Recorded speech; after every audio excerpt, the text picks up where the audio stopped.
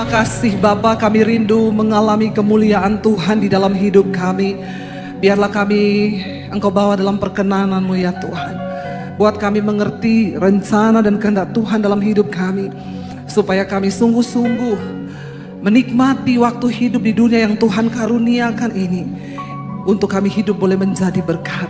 Karena kemuliaan Tuhan ada atas hidup kami. Urapi hamba-Mu yang tidak ada apa-apanya. Urapi setiap kami. Kami buka hati bagi firman Tuhan di dalam nama Yesus. Yang percaya Tuhan di tengah kita, memberkati kita. Katakan bersama. Amin, amin. Tepuk tangan sorak-sorai buat Tuhan. Silahkan duduk Bapak Ibu, shalom. Iya. Terima kasih pertama-tama saya ucapkan buat Bapak dan Ibu Gembala dari Gereja YHS yang ada di Malang ini. Ya, saya percaya bahwa semua karena anugerah Tuhan, ya terima kasih buat kesempatannya sekali lagi saya boleh melayani di sini. Bapak Ibu, ya tidak ada yang lain yang kita rindukan di dalam hidup pengiringan kita kepada Tuhan. Selain kita ini hidup dan melihat kemuliaan Tuhan, amin. Ya karena ketika Tuhan memanggil kita untuk percaya kepada Dia, Tuhan sudah menyediakan kemuliaannya bagi kita.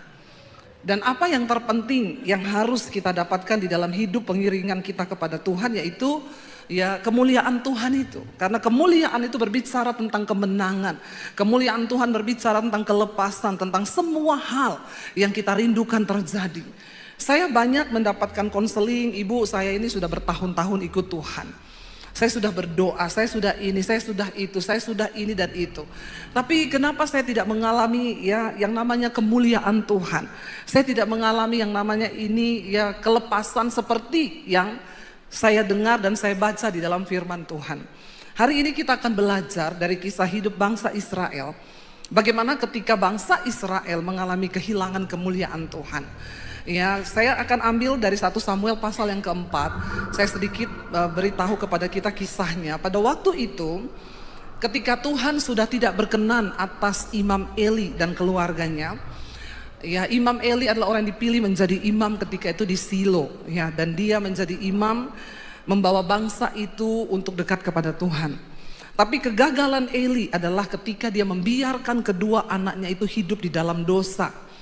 Ya, dosa apa yang dilakukan oleh anak-anaknya Eli? Mereka mengambil bagian Tuhan. Ya, kalau bangsa Israel datang mempersembahkan korban bakaran, ya kambing, domba, sapi untuk dipersembahkan sebagai korban penghapusan dosa. Anak-anaknya itu meminta, harusnya itu korban diolah dulu bagi Tuhan pertama kali dipersembahkan. Tapi anak-anak Imam Eli berkata, berikan kepada kami. Lalu petugasnya berkata, ini kita buat Tuhan dulu, nggak usah, pokoknya kami mau bagian ini. Mereka yang tentukan apa yang menjadi hak mereka. Dan Tuhan marah, bahkan ketika pada waktu itu anak-anak Imam Eli, Hofni dan Pinehas, mereka meniduri ya wanita-wanita yang melayani ya di bait Tuhan pada waktu itu. Mereka melakukan segala kecemaran, kenajisan, percabulan bahkan di rumah Tuhan. Dan itu menjadi satu dosa yang Tuhan berkata kepada Imam Eli, karena engkau membiarkan anak-anakmu hidup tidak menghormati aku, maka mulai dari hari ini aku akan menghukum engkau dan keluargamu. Dan Tuhan berkata, tidak ada lagi korban apapun yang dapat menghapus dosa keluarga Imam Eli. Maka satu keadaan yang sangat malang bagi seorang manusia ya adalah ketika dia dosanya tidak diampuni. Amin apa amin? Ya, firman Tuhan berkata berbahagialah orang yang dosanya diampuni dan yang meninggalkannya. Ya, tetapi terkutuklah orang yang dosanya bahkan tidak diampuni. Tuhan berkata tidak ada lagi korban yang bisa menghapus dosa dari Imam Eli dan keluarganya. Sejak hari itu Tuhan mulai memilih seorang pengganti yaitu Samuel yang akan menggantikan Imam Eli. Dan kita melihat dalam keadaan itu Israel hidup kehilangan kemuliaan Tuhan. Bapak Ibu, seringkali kita merasa kita masih ke gereja, kita masih melakukan rutinitas kekristenan kita, tapi tanpa kita sadari seringkali kita ini hidup tanpa kemuliaan Tuhan. Waktu engkau hidup dalam kemuliaan Tuhan, semua orang akan melihat, wow, dia sungguh orang yang disertai Tuhan. Amin. Karena kita adalah suratan Kristus yang terbuka, yang hidup kita harusnya dapat dibaca oleh semua orang. Apa yang terjadi ketika kemuliaan Tuhan meninggalkan bangsa Israel? Mari kita lihat 1 Samuel pasal yang keempat. Tulisannya, judulnya di sana adalah tabut Tuhan dirampas, ya, Filistin merebut tabut perjanjian. Ayat yang pertama, perkataan Samuel dinyatakan kepada seluruh bangsa Israel, ya. Sekarang bangsa Israel pergi berperang menghadapi bangsa Filistin. Mereka berkemah di samping, ya, di samping Ebenezer, dan bangsa Filistin berkemah di Afek. Ayat yang kedua, baca sama-sama ya supaya saudara tidak nganggur. Jadi saya juga ada temennya. Nanti kalau nganggur tidur. Orang itu kalau kebanyakan nganggur bahaya. Amin. Ya supaya saudara aktif juga. Saya tahu nih banyak yang gak baca Alkitab di rumah. Jadi baca Alkitab di gereja. Yuk baca bersama 1, 2, 3. Bangsa Filistin mengatur posisi barisan mereka untuk menghadapi Israel. Pada saat terjadi pertempuran, bangsa Israel terpukul kalah oleh bangsa Filistin. Mereka menewaskan kira-kira 4.000 orang dari pasukan Israel di medan pertempuran. Israel kalah atau menang? Berapa ribu orang yang tewas? 4.000. Kalah, Israel kalah terhadap orang Filistin. Ayat yang berikutnya, lalu orang-orang itu masuk ke dalam kemah dan berkata para tua-tua Israel, mengapa hari ini Yahweh membuat kita kalah di hadapan bangsa Filistin? Marilah kita membawa tabut perjanjian Yahweh dari Silo ke tengah-tengah kita, agar tabut itu dapat menyelamatkan kita dari musuh-musuh kita. Ketika mereka kalah terpukul 4.000 orang mati, bangsa Israel berpikir, loh kan ada tabut. Tabut berbicara tentang kemuliaan Tuhan. Tabut itu berbicara tentang kehadiran Tuhan. Tabut itu berbicara tentang kemenangan. Tabut itu berbicara tentang kuasa Tuhan yang dahsyat. Kenapa kita nggak ambil tabut itu, lalu kita bawa ke tengah-tengah tempat pertempuran? Mereka percaya kalau tabut itu ada bersama-sama dengan mereka, maka mereka akan mengalami kemuliaan, yaitu kemenangan di medan pertempuran. Apa yang terjadi? Kita lanjutkan ayat yang kelima. Ayat yang keempat ya.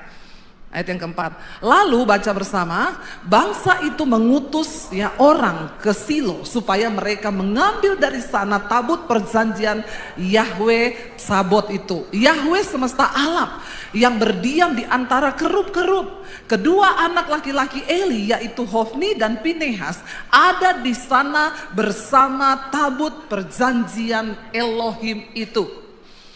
Hofni dan Pinehas ada di sana. Mereka tahu tabut itu di sana dan mereka mengizinkan tabut itu dibawa pergi. Padahal mereka tahu tidak sembarangan untuk membawa tabut itu pergi dari sana. Ya, harus ada persetujuan dari Imam Eli dan lain sebagainya, tapi kedua anak ini ya mengambil alih, bahkan tidak bertanya apa-apa. Mereka membawa tabut itu. Ayat yang kelima berkata, ketika tabut perjanjian Yahweh itu masuk ke dalam perkemahan, seluruh orang Israel bersorak dengan nyaring sampai bumi bergoncang. Wow enggak? Wow. Kan kenapa mereka bersorak dengan nyaring? Karena mereka berpikir, wow, kemenangan besar akan terjadi. Waktu tabut itu ada, kemuliaan Tuhan datang, maka kita pasti akan menang. Lalu mereka bersorak-sorai sampai bumi bergoncang. Saudara pernah bersorak sampai bumi bergoncang? Rumahmu aja lah, kamarmu aja bergoncang ada? Enggak, kalau di atas kasur bergoncang ada. Kita lompat-lompat teriak-teriak itu bisa bergoncang-goncang ya. Tapi kayaknya ini teriakan dahsyat banget ya. Sampai membuat bumi bergoncang. Ya, dan apa yang terjadi ketika teriakan besar itu, ketika sorak-sorai itu terjadi, bahkan apa yang saya dapat di sini? Saudara, teriakanmu, sorak-sorakmu sekalipun membuat bumi bergoncang, belum tentu itu menggoncangkan hati Tuhan. Amin. Ya, jangan cuma hebat di gereja waktu nyanyi, ya. Kita nyanyi dengan luar biasa. Kita buat iblis gemetar. Ya. Sampai di rumah iblis buat kita gemetar. Ya, itu yang banyak saya lihat sih dari orang Kristen, ya. Bukan soal lompat-lompatmu seperti apa. Sekalipun bumi bergoncang karena teriakanmu, belum tentu hati Tuhan tersentuh. Bangsa Israel bersorak-sorai karena tabut itu datang. Tapi mereka tidak sadar bahwa kemuliaan Tuhan sudah tidak ada bersama-sama dengan mereka. Mereka nggak sadar bahwa kemuliaan Tuhan nggak tinggal lagi dengan mereka. Kita lihat ayat yang berikutnya berkata begini. Bangsa Filistin apa? Mendengar keributan dari teriakan itu dan berkata, apakah arti keributan dari teriakan dahsyat di perkemahan orang-orang Ibrani itu? Lalu mereka mengetahui bahwa tabut Yahweh telah datang ke dalam perkemahan itu. Orang Filistin penasaran. Apa yang membuat mereka bersorak begitu hebat? Setelah diselidiki, oh ternyata tabut Tuhan sudah dibawa ke perkemahan Israel di medan pertempuran. Lalu apa yang terjadi ketika orang Filistin tahu bahwa tabut itu dibawa? Baca bersama ayat 7. Bangsa Filistin menjadi takut. Takut. Bahkan musuh-musuh Israel pun gemetar. Ketika mereka mendengar tentang tabut Tuhan yang dibawa, karena mereka tahu bahwa tabut itulah yang sudah membuat banyak mujizat besar di antara orang Israel. Mereka tahu ketika Tuhan hadir, maka sesuatu itu pasti terjadi. Mereka tahu bahwa ketika Tuhan yang semesta alam itu ada di pihak Israel, maka mereka nggak bisa berbuat apa-apa. Dikatakan di sana mereka berkata, mereka menjadi takut. Mereka berkata, Elohim telah datang ke dalam perkemahan itu. Lalu mereka juga berkata, celakalah kita, sebab belum pernah ada yang seperti itu sebelumnya. Mereka sangat tahu tidak ada Tuhan yang seperti Tuhannya orang Israel. Tidak ada kuasa lain yang sebelumnya pernah terjadi di tengah-tengah orang Israel. Bagaimana ketika kemuliaan Tuhan itu hadir, sesuatu yang luar biasa pasti terjadi. Kita lihat ayat yang ke-8, ayat yang ke-9, ayat yang ke-8 berkata, celakalah kita. Orang Filistin bilang, sudah celaka kita pasti. Siapakah yang akan melepaskan kita dari tangan Elohim yang hebat itu? Itulah Elohim yang telah menghajar bangsa Mesir dengan setiap tulah di padang gurun. Mereka mendengar apa yang dilakukan oleh Tuhan ketika Tuhan hendak membebaskan umatnya bangsa Israel. Tulah demi tulah terjadi. Mereka juga tahu bahwa Tuhan yang sama yang menyertai bangsa itu yang sudah membelah laut. Sehingga pasukan Fir'aun mati semua tenggelam di laut itu. Mereka juga tahu Tuhan yang sama itu, Tuhan yang berjalan bersama-sama bangsa Israel, yang memberi tiang awan ketika panas terik itu datang. Mereka juga tahu Tuhan itu yang memberi sinar, memberi tiang api di tengah malam kegelapan di padang gurun. Mereka tahu Tuhan yang sama, Elohim itu yang sudah menurunkan mana dari sorga. Itulah kemuliaan Tuhan. Itulah kedahsyatan Tuhan. Biar musuh-musuhmu, biar orang lain melihat bahwa hidupmu itu disertai Tuhan. Sehingga mereka akan berkata, wow, sungguh Tuhan yang dia sembah itu Tuhan yang dahsyat. Karena itu jangan biarkan kemuliaan itu hilang dari hidupmu. Kita akan lihat bersama apa yang terjadi. Bangsa Filistin takut, gemetar melihat Elohim datang bersama-sama orang Israel. Lalu mereka berkata begini, kuatkanlah dirimu. Orang Filistin, dia bilang, kuatkanlah dirimu dan bertindaklah berani seperti seorang laki-laki. Memang laki-laki itu harusnya berani. Amin bapak-bapak. Di sini nggak ada laki-laki yang penakut kan? Kalau kau penakut sebagai laki-laki, berhenti jadi laki-laki. Terus jadi apa bu? Cucok meong. Jangan jadi cucok meong ya. Harus bertindak seperti seorang laki-laki yang dewasa, ya. Dan ini bagi kita semua juga di sini. Ya, artinya apa? Spiritnya itu loh yang harus kita ambil. Walaupun kita wanita, kita harus bertindak seperti seorang laki-laki ketika di dalam perjuangan iman. Artinya apa? Laki-laki itu ya lambang dari kekuatan, kedewasaan. Tapi ada yang bilang, bu suami saya itu nggak dewasa-dewasa. Memang susah mengukur kedewasaan laki-laki. Kecuali ketika dia ada di tukang potong rambut. Kalau dia bayarnya 50.000 itu berarti dia laki-laki dewasa.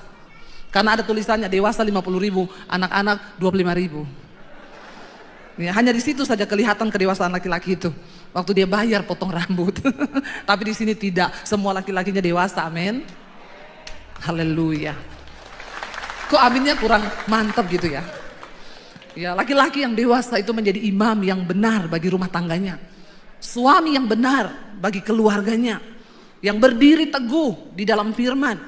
Amin Bapak-bapak. Itu adalah tanggung jawabmu. Ya, harus bawa istri dan anak-anakmu takut Tuhan. Kalau engkau saja sebagai seorang imam sudah tidak berdiri benar, maka rumah tanggamu pasti goyang. Orang Filistin berkata, jangan takut, kuatkanlah dirimu, bertindaklah sebagai seorang laki-laki, hai orang-orang Filistin, supaya kamu tidak menjadi budak orang-orang Ibrani itu. Sebagaimana dahulu mereka adalah budak-budakmu, kamu harus memberanikan diri dan berperanglah. Satu yang membuat orang Filistin menjadi semangat, mereka bilang, jangan sampai kamu kalah dan kamu akan jadi budak. Menjadi budak itu tidak enak. Demikian juga menjadi budak dosa itu tidak enak. Ada banyak orang Kristen yang hidup sebagai budak dosa. Setiap hari dia jatuh dalam dosa yang sama, engkau sedang diperbudak. Hari ini apapun yang memperbudak hidupmu, lepaskan di dalam nama Yesus. Ada orang yang berkata, Bu, saya sukanya selingkuh, Bu. Tapi saya tahu itu dosa, Bu. Tapi saya mau lepas, nggak bisa-bisa ya, Bu. Saya bilang, ya kamu mau lepas, kamu udah tahu. Itu sama dengan orang bilang gini, saya ini tiap hari jatuh di got, Bu. Tapi saya bingung ya jatuh terus, kenapa? Soalnya saya mainnya deket got. Nanti kalau jatuh di got, yang salah siapa? Got. Ya. Kayak ada bapak-bapak di Sulawesi. Istrinya bilang, kalau kau pulang gereja, kau jangan habiskan itu anggur perjamuan, nanti kau mabuk lagi. Dia bilang, tidak. Nanti kau jatuh di got, saya malu tahu. Setiap kali kamu pulang gereja, kamu mabuk, kamu jatuh di got. Nanti orang datang panggil, Bu, itu loh suaminya di got. Dia bilang, saya malu. Suaminya bilang, tenang, saya sudah hafal di mana itu got. Jadi saya tidak mungkin jatuh di got.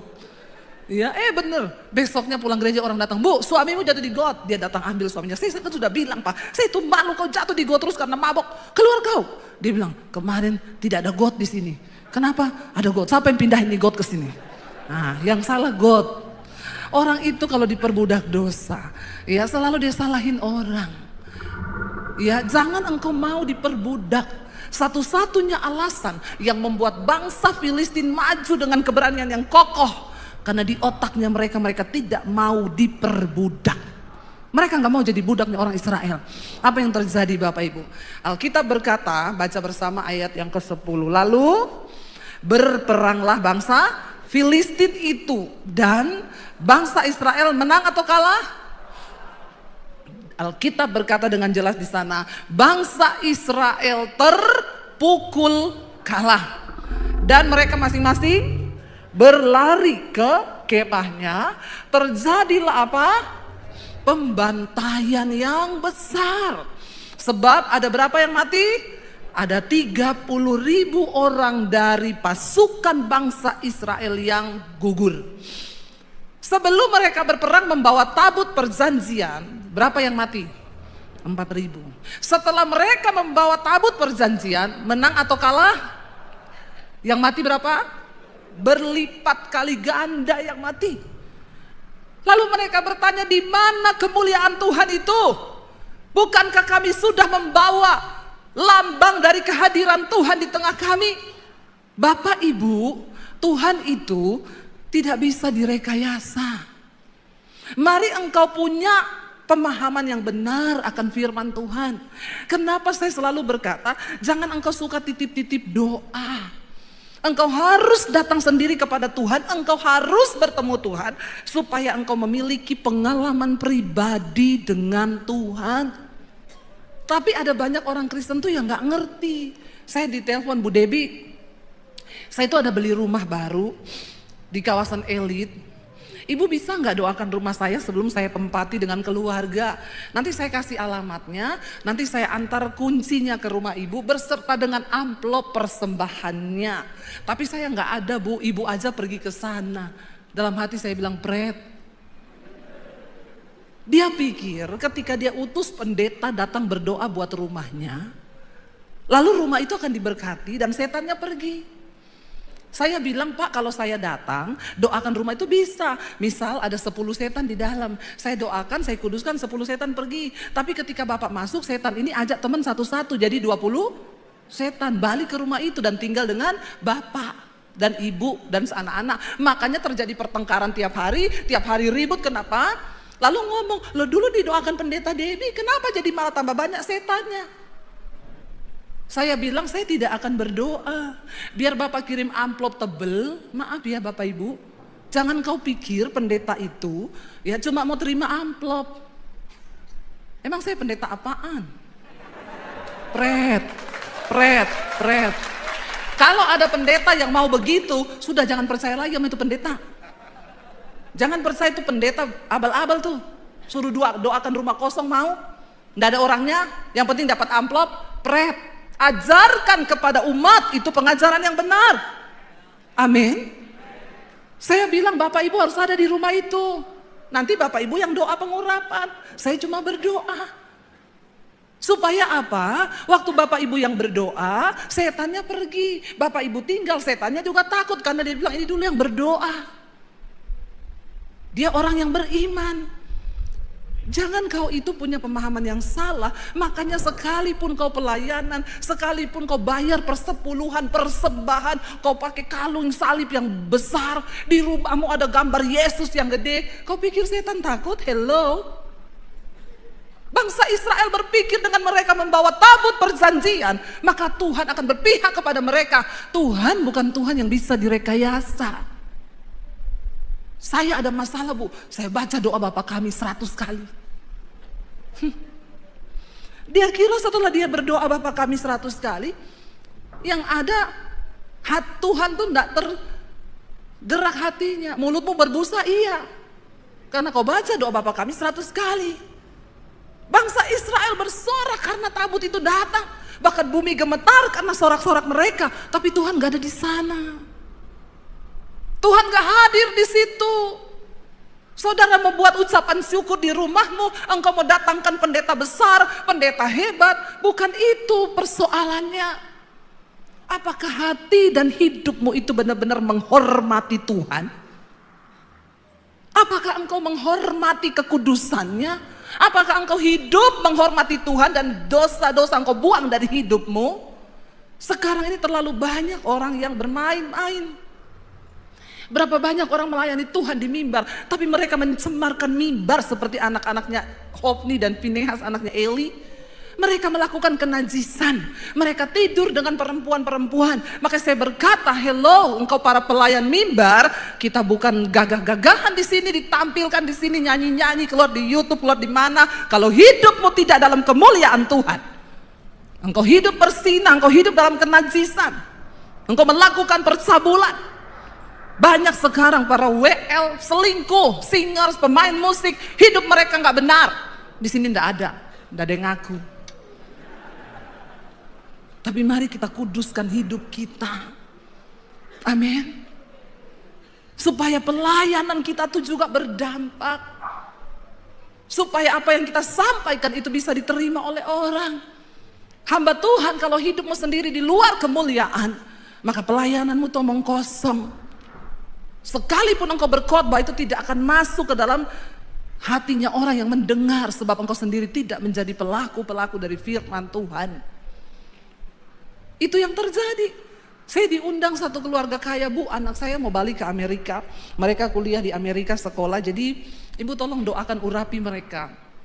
Besok jam 8 pagi kalau bisa Ibu datang ke rumah kami. Saya bilang, ya saya mau datang asal ada bapaknya dan ibunya di situ. Mamahnya bilang, oh saya pasti ada, Bu, tapi suami saya nggak tahu ya. Kayaknya dia nggak bisa, Bu, karena dia tuh sibuk, bisnis, ada meeting, ada kepiting, ada ini, ada itu. Oh, Bapak kerja terus sibuk ya? Iya. Terus ngundang saya kenapa? Ya supaya anak kami diberkati. Dia pikir kalau didoakan pendeta terus anaknya itu diberkati. Lalu saya bilang, kalau Bapak ada saya datang, tapi kalau Bapak enggak ada saya enggak datang. Dalam hati saya, ya siapa saya? Kamu aja yang punya kepentingan dengan anakmu, kok enggak menghormati Tuhan? Kok kamu suruh saya datang? Walaupun amplopmu tebel. Mereka tuh seringkali pikir pendeta itu hanya sekedar amplop. Saya juga berdoa supaya para pendeta yang mendengarkan khotbah saya ini bertobat. Kau jangan melihat amplopnya tebel. Katakan sesungguhnya yang benar tentang firman Tuhan. Ajarkan yang benar kepada umatmu. Jangan karena amplop, karena orang kaya, terus akhirnya oke. Lakukan sesuai firman Tuhan.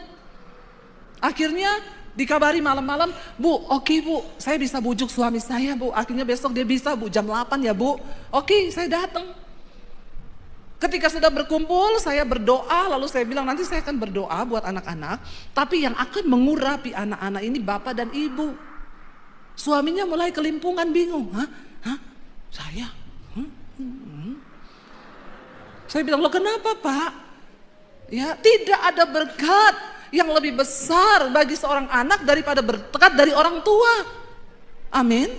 Karena orang tua pasti memberkati anak dengan segenap hati. Kalau pendeta kan hanya sekedar mendoakan, tapi orang tua dengan harapan, dengan air mata, dia rindu anaknya ini benar-benar diberkati oleh Tuhan. Lalu, loh, Bu Dewi sini sebentar Bu, saya diajak ke ruang sebelah, kenapa? Bu, kan katanya kalau kita doakan berkat, tumpang tangan kepada orang itu bisa transfer spirit ya Bu. Terus saya bilang, iya kenapa Pak? Lah nanti saya kalau doakan anak-anak saya bisa transfer spirit, emang Bapak ada roh apa ya? Kok takut anaknya transfer spirit? Emang spirit apa yang ada dalam Bapak? Terus ya kan bukan gitu ya Bu, maksudnya kalau saya ada dosa ya nanti ya emang dosa apa yang ada sama Bapak? Ini yang saya suka saudara. Ya, kenapa saya panggil? Karena saya tahu yang begini-begini ini. Kenapa Pak? Ada dosa apa? Mending Bapak sekarang bertobat. Saya kasih Bapak waktu beberapa saat supaya Bapak bertobat dulu. Setelah Bapak bertobat, minta ampun sama Tuhan, kuduskan tanganmu, kuduskan hatimu dan hidupmu, lalu engkau lepaskan berkat buat anak-anakmu. Terus, oh iya Bu, sebentar ya Bu. Ya udah, dia masuk ke kamar mandi, biar dia bertemu Tuhan di kamar mandi. Bapak-bapak, enggak ada berkat yang lebih besar bagi anak cucumu selain berkat dari hidupmu. Makanya engkau harus hidup dalam pertobatan, amin. Akhirnya dia keluar, masih tanya lagi, jadi saya ya Bu? Iya jadi Bapak. Ya udah akhirnya dia doakan anak-anaknya. Itu yang benar. Jangan engkau pikir ketika engkau panggil pendeta hebat, terus anakmu diberkati gitu. Tuhan tuh gak bisa direkayasa. Tuhan tuh gak bisa main-main. Kau pikir kau bisa sogok Tuhan? Nggak bisa, karena persembahan hidup, pertobatan itu yang lebih menyenangkan hati Tuhan. Itu yang lebih membuat Tuhan tuh bergetar. Bangsa Israel berpikir ketika mereka membawa tabut itu maka mereka akan mengalami kemenangan. Ayat yang ke-11 baca bersama, dikatakan di sana, tabut Elohim akhirnya dirampas. Bahkan juga kedua anak laki-laki Eli tewas, yakni Hofni dan Pinehas. Tuhan sudah berfirman kepada Imam Eli lewat Samuel, karena engkau tidak bertobat, maka anakmu berdua akan mati, engkau pun akan mati di hari yang sama. Dan tidak akan ada lagi kakek di dalam keturunanmu, karena kamu semua akan mati. Dan benar terjadi. Ayat yang ke-12, seorang dari suku Benyamin lari dari barisan pertempuran. Orang itu lari, ya, dan dia datang ke Silo pada hari itu juga. Pakaiannya terkoyak-koyak dan debu tanah di atas kepalanya. Ini orang lari dari medan pertempuran memberi kabar kepada Eli. Ketika ia datang, Eli sedang duduk di kursi di tepi jalan sambil menunggu, mengamat-amati, hatinya sangat gelisah. Karena apa? Tabut itu dibawa lari oleh anaknya pergi ke medan pertempuran. Hatinya gelisah karena tabut Elohim itu. Dan ketika orang itu masuk ke dalam kota, ia memberi laporan. Lalu seluruh kota itu menjerit mendengar cerita bahwa tabut Tuhan dirampas. Hofni dan Pinehas mati di medan pertempuran. Penduduknya menjerit, bukan lagi bersorak, ya, tapi menjerit. Ayat yang ke-14 berkata, ya, ayat yang ke-14, saat Eli mendengar kegaduhan dari teriakan itu, ia berkata, suara gaduh itu kegemparan, apakah itu? Ya, orang itu pun bergegas dan datang segera memberi laporan kepada Eli. Ayat 15 di sana dikatakan, Eli telah berumur 98 tahun dan matanya telah rabun sehingga ia tidak dapat melihat, udah buta Eli. Orang itu pun berkata kepada Eli, Akulah datang dari barisan tempur itu, dan hari ini aku telah melarikan diri dari barisan tempur. Eli berkata, apa yang telah terjadi di sana anakku? Ayat yang ke-17, pembawa kabar itu menjawab dan berkata, Israel telah melarikan diri dari hadapan bangsa Filistin, dan di sana juga telah terjadi pembantaian yang besar-besaran di antara rakyat. Kedua anakmu juga telah mati, yakni Hofni dan Pinehas, dan tabut Elohim telah dirampas. Lalu dikatakan ketika ia menyebutkan tentang tabut Elohim itu dirampas, Eli terjatuh ke belakang dari tempat duduknya di pinggir pintu gerbang, lehernya patah dan ia pun mati pada hari yang sama dengan kedua anaknya itu yang mati. Karena orang itu telah tua dan gendut berat, makanya jangan gendut-gendut. Eli telah menjadi hakim atas Israel selama 40 tahun. Tragis matinya. Dan ayat yang berikutnya berkata, waktu itu menantu perempuannya, istri dari Pinehas, sedang hamil tua dan hampir melahirkan. Ia mendengar kabar tentang tabut Elohim itu yang telah dirampas, dan mendengar bahwa ayah mertuanya serta suaminya mati. Telah mati semua. Lalu ia membungkuk dan bersalin, karena memang waktu melahirkan telah tiba. Saat itu juga melahirkan istrinya Pinehas. Dan ayat yang berikutnya berkata, menjelang saat kematiannya, mati juga dia habis melahirkan. Wanita-wanita yang berdiri di sampingnya berkata kepadanya, jangan takut, engkau telah melahirkan seorang anak laki-laki. Tetapi ia tidak menjawab, bahkan tidak memperhatikannya. Lalu ia menamai anak itu Ikabod sambil berkata, kemuliaan Tuhan meninggalkan Israel, sebab tabut Elohim telah dirampas, dan karena ayah mertuanya serta suaminya telah tiada. Tragis apa yang menimpa bangsa Israel. Ikabod, kemuliaan Tuhan telah meninggalkan. Mari kita berdoa Bapak Ibu, sebagai orang percaya, anak-anak Tuhan. Mari hidup takut dan hormat akan Tuhan. Tuhan tidak bisa direkayasa. Dia melihat hatimu, dia melihat hidupmu. Kita yang sungguh-sungguh takut akan Tuhan, mari kita hormati Tuhan. Mari kita mau berkata, Tuhan, kami mau meninggalkan apa yang ada di belakang kami, dan kami mau mengarahkan hidup kami kepada apa yang di depan. Kita mau katakan di hadapan Tuhan, kami mau tinggalkan hidup lama kami Tuhan. Kami mau sungguh-sungguh hidup dalam hidup yang baru bersama Engkau. Terima kasih.